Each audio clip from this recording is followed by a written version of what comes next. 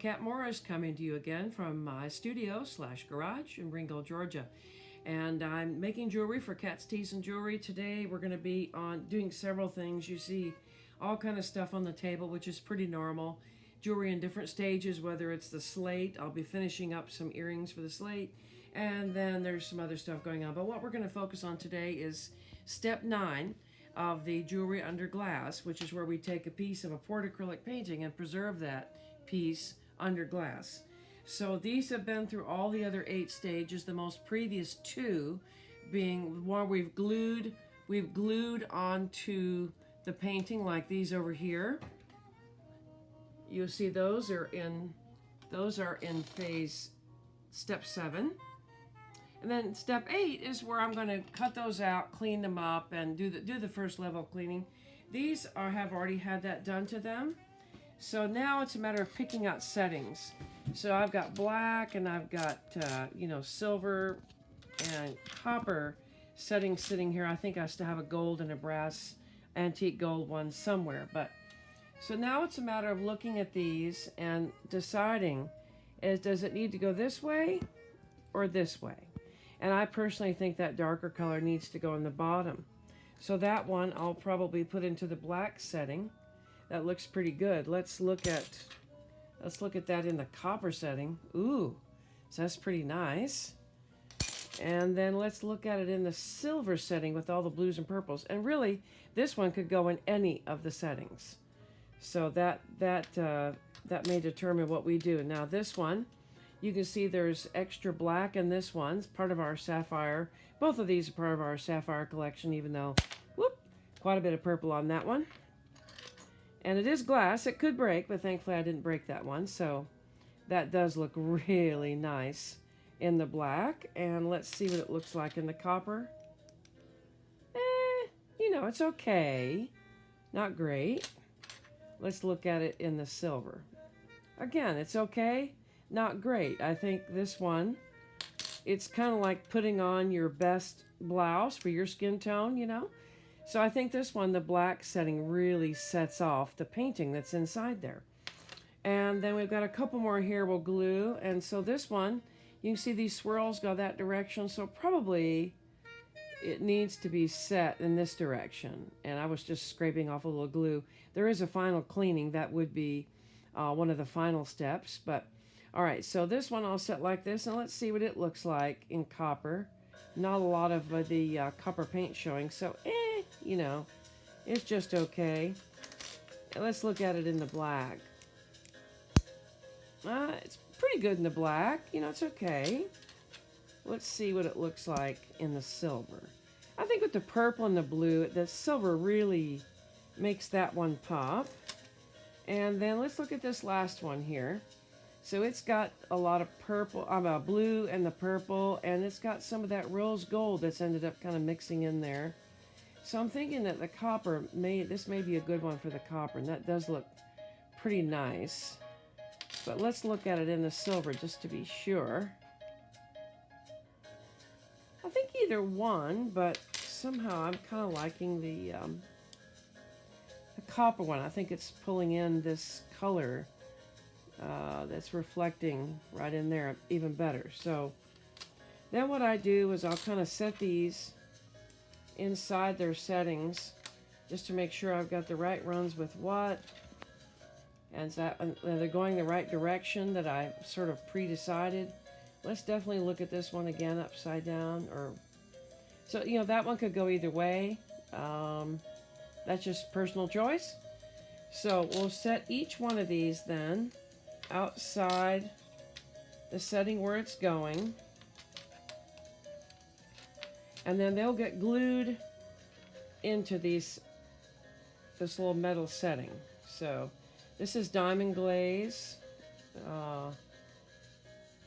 dimensional adhesive. It's not a inexpensive glue, but it works really, really well gluing in the jewelry, and it's a waterborne glue, and yet it holds it pretty well.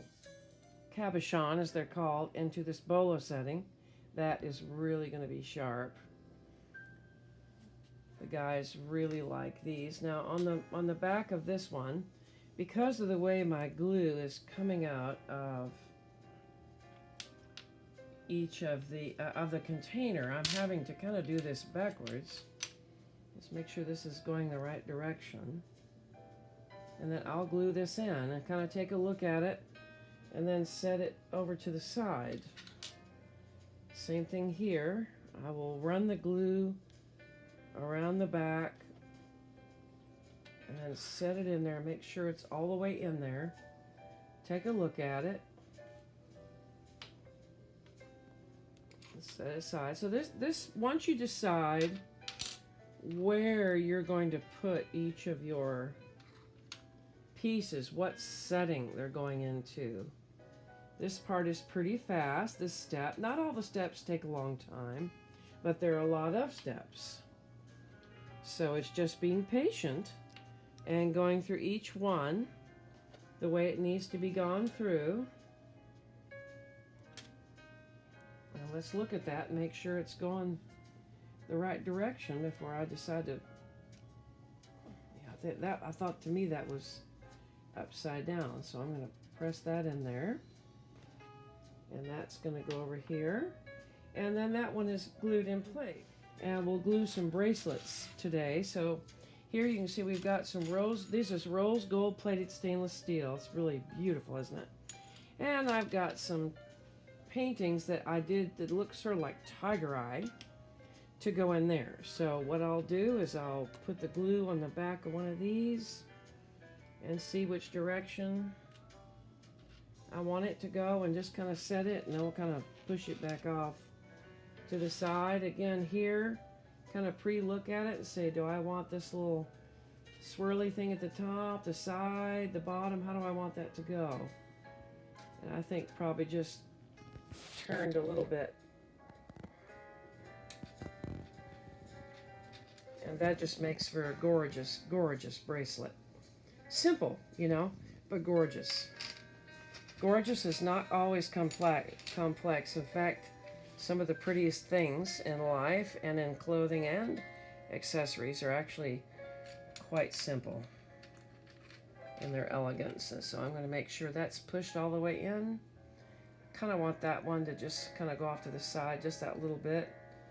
But the way that copper paint went through there just looks really cool. And these are the Alex and Ani sort of style. So okay, we've gotten this sapphire setting here.